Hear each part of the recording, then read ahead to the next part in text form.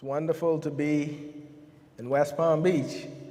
We had a wonderful trip visiting with brethren, and of course, we are still visiting with the people we love, and we are happy to be here to see this congregation.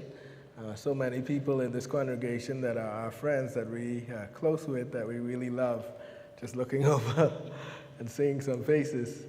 Once again, I'm from the Bahamas. Our island, the island that I'm from, is Grand Bahama. If you want to sound like a tourist, you say Grand Bahamas. You'll be wrong, but you'll sound like a tourist also. But if you want to be right, it's Grand Bahama, and it's located in the Bahamas. And let me start with this. This is a map of the Bahamas. We are very close to you guys, 52 miles off the coast of, I think it's West Palm Beach. Yes, it is West Palm Beach. And so to get to us, it's a half-hour flight from here. You can come over anytime and get back home before dinner. So it's a really, really quick flight. And the island looks like this from space. And this is what it looks like. It's actually 95 miles long and 15 miles wide. Not very wide, not very long. But that is where we live. It's probably about a quarter inhabited. Most of it is pine forest. But we have beautiful beaches. We have a congregation in 8 Mile Rock that needs help. So if you decide to come to do a workcation, we'll be glad to have you. We do have a radio program that I skipped over, and it started pretty much as soon as we went home in 2018. A few months later, we got it going, and it's been going ever since. We do get questions every so often. People see me, they may ask a question or have a comment based on some of our sermons and some of our lessons. We have an annual church retreat. This year we did not have a church retreat, but this is 2023, and I'll tell you why when we get to that point. But our theme, Fight the Good Fight of Faith, 2023, and we generally have a secular item. It's set up pretty much like a lectureship, where we have classes back to back. But we always include a secular item, and because we were doing Fight the Good Fight, we asked a sensei to come, and we did some self-defense moves. He taught us some self-defense moves, which was pretty good. It went well with the theme, and everyone enjoyed it. Some other pictures of the actual event. This is most of the congregation. I can see that there's at least 1 or 2 people missing. Ladies class, we do have a robust ladies class. They meet year-round, and everyone gets a chance to teach. And so they give the new members a little chance to get used to coming to ladies class, and then eventually they help them out with preparing their lesson and teaching. So everyone gets a chance to teach in the ladies class, which is good because when you have to prepare a lesson, it helps you to study even more than what you present. And so that's good for our ladies. These are some of the ladies, along with some of the ladies from North MacArthur Church of Christ in Oklahoma. And they were visiting with us for VBS, which we'll talk about a little bit later. We are now doing the House-to-House School of Evangelism. We're somewhere in the middle of the program. And we're trying to get some of the members to be more involved in Bible studies with individuals and their family and their friends group and anyone else. And so we're trying to prepare them to win souls, and that is going good so far. I myself, I'm always in about 7 Bible studies at a time. If I could convert half the people I study with, that would be, our congregation would probably be full. But people, for some reason, aren't that interested in converting. Most of them pretty much tell me they're just not ready to leave the world. And that's most of the answers that I get from people. We're hoping that that changes, but at the moment, that's where it is. But I always say people don't always convert right after a Bible study. Sometimes it may take them a few years to go through some things, and then they may realize they need God. And so we continue to pray with them, and I continue to keep contact with these people and say something to them every so often about it. But I want to encourage you to continue to pray for these people. It's amazing how many Bible studies I get, and they're so easy. Sometimes I'm just sitting down in a place with a Bible on the table intentionally, and someone will ask a question about it. And I get their contact, and before long, I'm doing a Bible study with them. Sometimes people invite themselves to Bible studies, because I generally do them in public, like at a coffee shop or a restaurant or something. And sometimes people invite themselves. And so Bible studies aren't very difficult to get, for me anyway. And it's partly because a lot of people know me as a preacher. I could be part of the reason why also. But conversions, we got to do a lot of praying. Vacation Bible School, as I mentioned, North MacArthur Church of Christ came this year to do Bible school, VBS.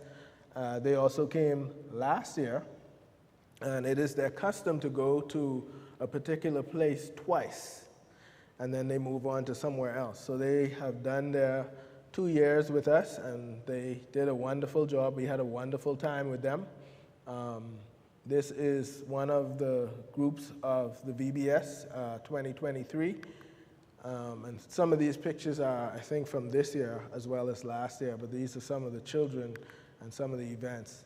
While they were in the Bahamas this year, they did a community service, and what they did was we built these garbage containments. At home, we used them to kind of keep the animals out from getting in the garbage and making a mess. So we used pallets and built these containments for people in the neighborhood. This particular one on the left is someone right next door to the church building. And so we kind of just helped those who were really close, because we were limited in the amount we could make. But if you look at it, you can see there's a label on there that says that it is from the 8 Mile Rock Church of Christ. And so kind of letting people know we're here and we're working in the community. Baptisms this year, we had 2 so far. I have no reason to believe we will be converting a couple more before the year is out, at least 1 for sure. This young lady is a friend of my wife, and my wife, because she works part-time and she homeschools full-time, she's generally in 1 or 2 Bible studies at a time. This particular young lady is a friend of hers from school, and they came in contact with each other again because of work purposes, and she got a Bible study with her and eventually converted her. And she now wants her sister to do the Bible studies as well as her husband. Now we have reason to believe her sister will convert.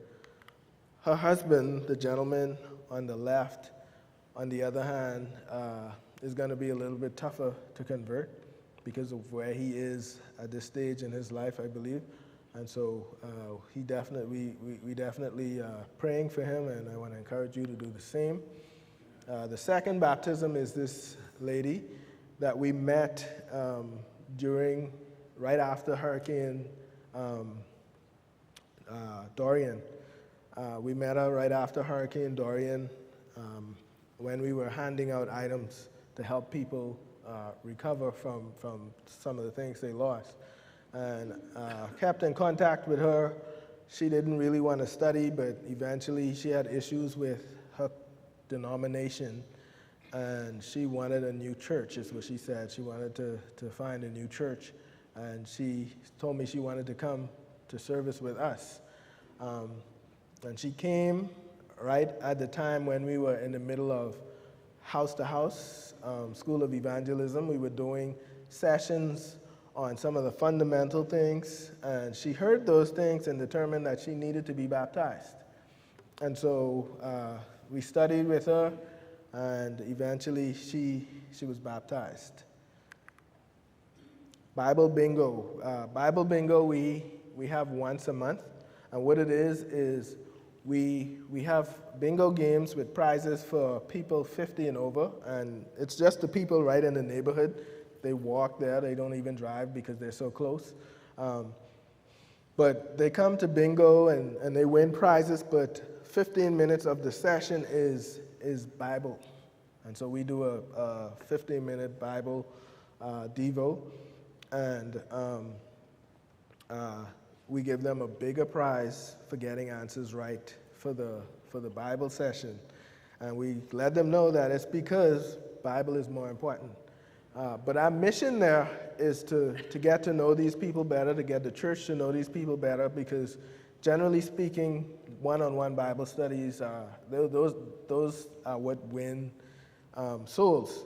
And so we want the congregation to get to know these people and try to get them in Bible studies. But I'm kind of softening it up, the turf a little bit, to get them prepared for these Bible studies. These older women who have been part of denominations for a really long time. We do have some younger people. Some of the older women, daughters came, and we encourage them to come and be a part of it also. They are under 50. It's about 3 or 4 of them maybe. But that's been going well. These are some of the pictures of some of the people at the bingo who won and whatnot. Events this year. One of the events that we had was the first ever PTP Spark to be held outside of the United States. We are really proud of that because not only was it the first, but it went really well. Most of the people who attended were visitors from the community. And we did put a lot of effort and money into commercialing this particular event to the public, and we did have a good response. And so because of the response, we plan on doing it again next year. This is I think this is the first day, that Friday. We had a group that came, and most of these people are from the community.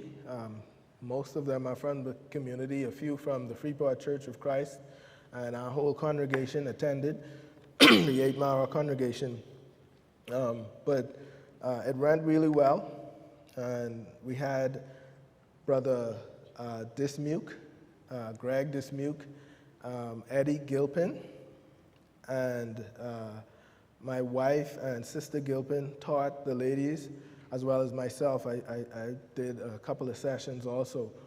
It went really well, and the lessons were really, really well received. This is the commercial that we used to kind of try to get some people to come from outside the country. And we're trying to encourage people to come next year also. And the reason why we want to encourage people to come is because we plan on once again, door knocking. We did some door knocking and handing out flyers to get people to come. We also did, we also plan to do some classes with children to kind of get parents to come, because a lot of people would say they can't come because they have children and they might be distracted or whatever. So we're trying to get people who are able to help us with dealing with children to come and be a part of that, or even door knocking. And not only, like I mentioned, not only would you be able to attend PTP and help us with PTP, but you can also use it as a vacation, so kind of a workcation type situation. So we'll be glad to have you, and if you want to come, let me know. I've told congregations before that the Bahamas has 300,000 plus people, The Church of Christ in the United States is over 1 million people. I think it's like 2 million or something. But if you want to convert a country that is really close, the Bahamas is right there, and we will welcome you. We'll be glad to have you come and be a part. We did have Palm Beach Lakes come before, and I believe we had a good time with them when they were with us, and we'll be glad to have you come back again. But PTP Spark is in May. I think it's the weekend of the 16th. It might be in here. Yeah, there it is. Yes, it is that weekend. And we plan to have Brother Greg Dismuke, Brother Eddie Gilpin, and Greg Dismuke's brother, Eric Owens. If you know any of them, you know that these are really good speakers. And so you will not be let down. It will be a treat to hear these guys speak, especially all together in one place. As I mentioned, these are some of the things we would like to get some help with for Spark. These are some pictures we took, and if you see the word "you" there, that means those pictures could be you. Social media, we post sermons every Sunday morning. We post our Sunday morning sermons rather, not the full service, just the sermons on Facebook. And it seemed to have been getting a lot of viewers, and we did have some people ask questions and make comments, and so we're going to keep doing it. It's a free service, so we'll keep it out there. The numbers on Facebook are sometimes up as high as 200, according to what it's saying, views. Of course, we don't know if these people are watching the full sermon or whatever, but Facebook says 200, so I'll go with that. Do you have any questions? Any questions? Yes, sir. How's the congregation doing after the recovery? You're talking about COVID? The hurricane and all the Dorian. Dorian, we, technically speaking, first of all, we kind of lost 2 years of work because of Dorian, and then right after Dorian, we had the COVID situation. And so we kind of lost everyone that we had scheduled to come. Well, they were unable to come. So we lost 2 years of work that we had planned. But the congregation, when we had the Dorian situation, the congregation did a wonderful job. We had over $100,000 worth of items come to us. And our small congregation started from the Freeport area and worked our way all the way to the western end of the island, handing out items until every single thing was gone. And they did a wonderful job. I'm pretty sure we covered over 2,000 houses. I know we started to make a list of what we were doing, and then it was just so much. We lost track of what we were, of some of the information. But we covered a lot of ground, and Miss Ida, the older lady who was converted, actually she was converted because we met her through going out during that time. And while we may have covered a lot of houses and met a lot of people in the thousands, that one soul is worth it. And we are thankful that she was converted. And look how long it took. This is, 3 years later, 4 years later. It was a good work. Everyone was happy to do it, and they felt a form of accomplishment when we were done. And my sister and her husband turned their house into a warehouse pretty much. And their house she had to move all the furnitures and things out of her front room, and it was just items. And so we just worked and worked until we got every single thing out. And we were happy to go from the beginning from Freeport all the way to the end of the island. and meet all those people, and so kind of got a little bit of traction in the communities. People know us. We were happy when the Freeport Church was doing something in the 8 Mile Rock area, and they were trying to tell people, well, there's a church in 8 Mile Rock. There's a congregation, the Church of Christ. And the people were, yeah, we know them. And we were happy about that. So people know we are there. We just got to get them to hear the truth. And the way we are doing that is we're trying to go into different communities with our tent and have tent meetings. We have done a few right in our general area where the church building is. We plan to do one outside with Brother Dan Jenkins. He's planning to come in February. So we're looking forward to moving the tent to a new area this time. Palm Beach Lakes was with us for one of our tent meetings, and it went pretty good. I think we had one conversion during the Palm Beach Lakes tent meeting. We did it with another congregation also, but I think it was Palm Beach Lakes that actually we had the conversion when you guys came, or just after you left because of it.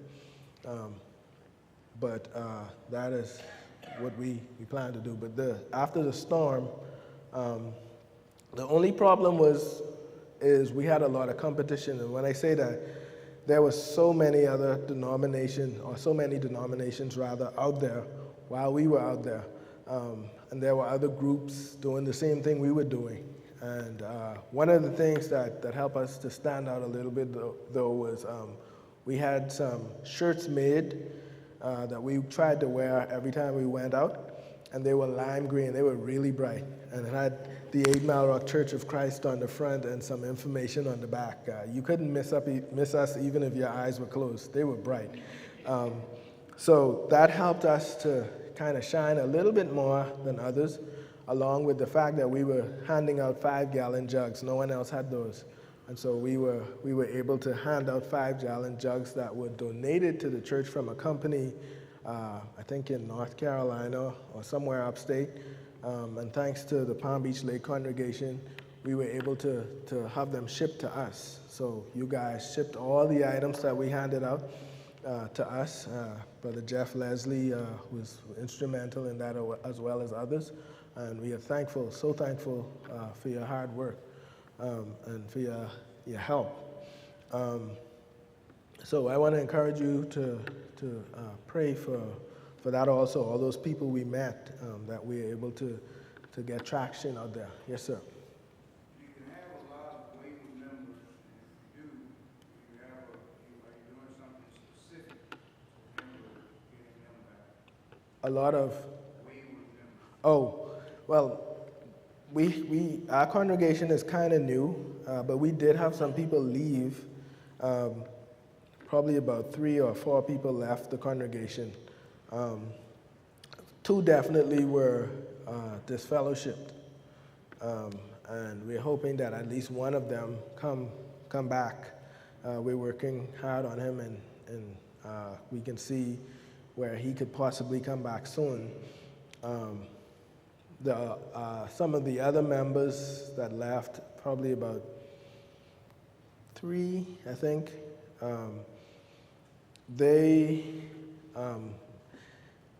their conversion from the very beginning, they weren't really serious, that kind of thing, where there was someone who was converted because of the storm, for example. We were giving out things, and I guess they figured I would get more stuff, if I get converted. There was at least 2 people who did that, and when they realized they weren't just getting free stuff, then they left. So we don't suspect that they will come back. You know what I mean? We will, if we see them, we'll try to encourage them to come from time to time, but I don't suspect that they will come back. The people, generally speaking, the people who left, there was one guy who I have a little bit of hope in, and every time I see him, I try to encourage him, but he says that he don't know when he's coming back. Really nice guy. And some of the members here may have met him, but he's in the world pretty deep, And so, I don't know. We did bring some members back who had left the church or who were kind of delinquent from the Freeport congregation. When we first moved home, we kind of studied with them, and they came back. One of which, well, both of them were really, I mean, they turned around completely, just way stronger than they ever were. And we were really proud of where they came from to where they are now. But other than that, we'll just keep working on them and see what happens. Any other questions?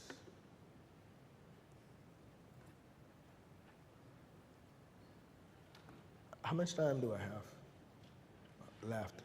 About 15 minutes? Okay, I have some frequently asked questions just for congregations like yours. It's interesting, the smaller congregations have more questions than the bigger ones. I don't know what that phenomenon is, but that's interesting. The proximity of the Freeport congregation to the 8 Mile congregation, driving it's about half hour. So we are, in the Bahamas, half hour, considering the size of the island, that's relatively very long, a big distance. When I first came to the United States to go to college in Oklahoma, I had to drive an hour and a few minutes every single day. And at first, I couldn't bear it. It didn't make any sense to me. And then eventually it became nothing. And so at home when people say, I have to go all the way over there, it's 20 minutes away, I'm like, wow. If you only knew. But it's all relative. But yeah, most of our members are actually from the Freeport area, which is interesting. Any questions from that? Yes. Do you guys ever get together and do like things with the Freeport congregation? Do you all have fellowship? That's a great question. We actually, when we had PTP Spark, we actually had it at their building.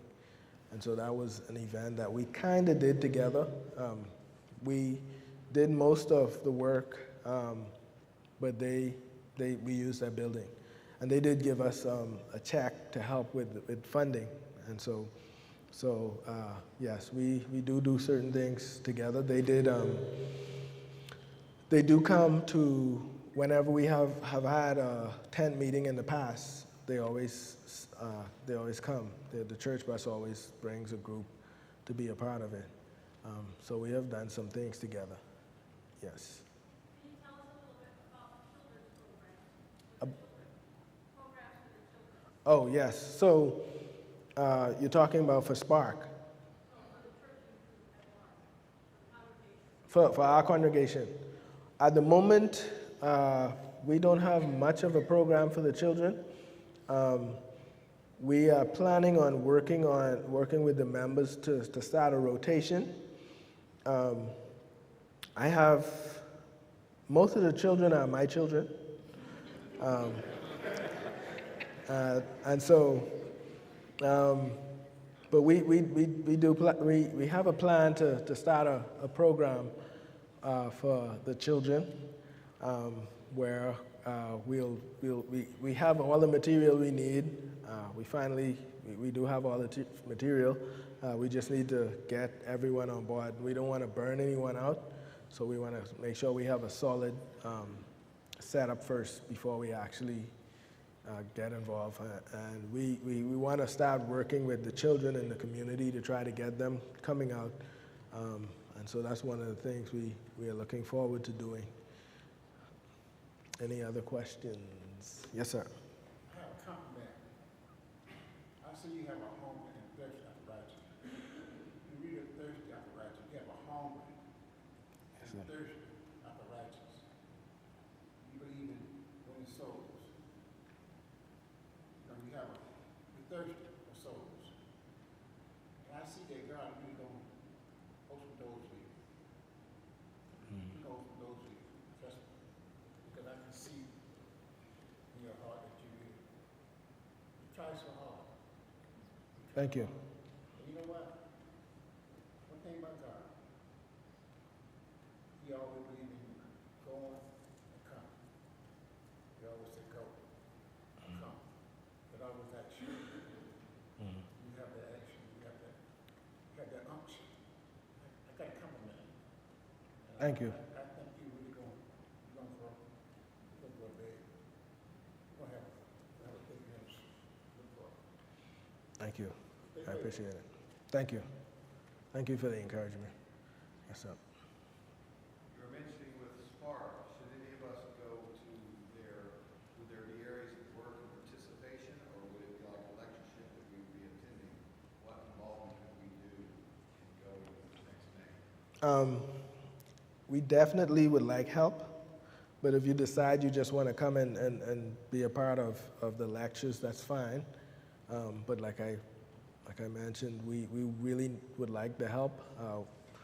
We need people on the ground, door knocking to invite people out. We need people who are able to teach classes for the children in order to accomplish what we would like to see happen, with people coming and being able to drop their children off in classes. We would appreciate it if there are people who are able to do those things, any of those things, that they would come and be a part of the work itself. And you can do both. I mean, you don't have to be a full-time teacher just because you volunteered to teach. You can teach as long as you want, based on what you want to do. But if anyone wants to come and be a part of the lectures, if that's all you want to do, that's fine too. Any other questions? Yes, sir. We know quite a bit about Marsh Harbor because of our association, and obviously Freeport and 8 Mile Rock. What about other congregations on the other islands? Do you know how many there are or anything? Yeah. We know very little about the rest of the Bahamas. Yes. There are I'm about. sure Nassau has several. Yeah, Nassau has 3. There's one in Eleuthera, of course, 2 in Abaco. Long Island has 1. I think that might be it. Eleuthera, yes, Eleuthera has 2, right? Or just 1? Okay, Eleuthera, yes. And that's probably it. Of course, there are many other islands, and they just don't have congregations. And so, if you want to go to an island and start a congregation, they're free for the picking, ripe for the picking. Yes, sir. I just wanted to say, because I've been to a bunch of them and everything, especially 8 Mile Rock. Yes, sir. And there's a lot of places you can go visit the church, and sometimes you go and feel a little funny about what's going on or something like that. Yes. I will pretty well assure you, any of those churches in the Bahamas, especially 8 Mile Rock, that they are right by the book, they live by it. You will find the church that you expect to find if you go to 8 Mile Rock or any of those churches in the Bahamas.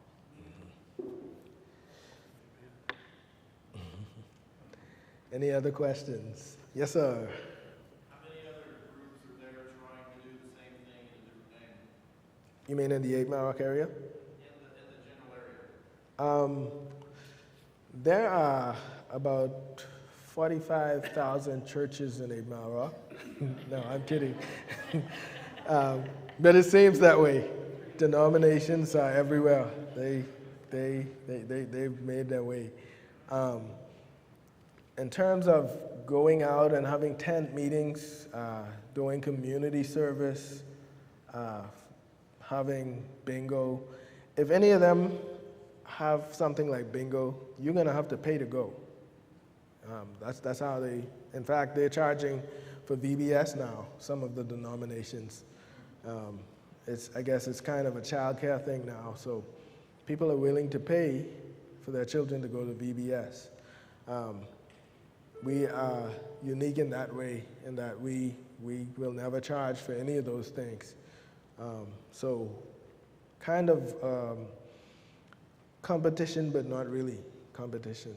We kind of stand out, like the Lord's Church should, out from any other religious organization. Any other questions? Yes. What about the Spark, the part of Spark where some of the congregations in the country are starting to apostatize, and the Spark kind of helping with the teaching of the fundamentals? Yes. She was talking about Spark being used to kind of teach the fundamentals. Spark is generally not used for inviting the public. Generally speaking, if the public comes, it's no big deal, but it's normally designed to encourage the church. In this case, there are some things that we realized needed to be taught fundamentally, because some of the congregations are struggling with apostasy in the Bahamas, and so we figured it would be wise to teach some of these fundamental things that may not be taught very often, and we did prepare our speakers for that. We told them that there are some things that the congregations are doing that may not be scriptural, and so the speakers, they actually want to come back because they saw some things. They actually experienced some things while they were there, and they want to come back because they feel like they have a kind of a project, and so they are excited about coming back and preaching these things and we did a men's session where we had Q&A, and that went really well. It was kind of tough considering some of the topics, but everyone was respectful and it went well. And so there are some challenges there, and that is what she's talking about. And so Spark is actually designed for us anyway to help with some of those issues we see trying to creep in. Yes, ma'am.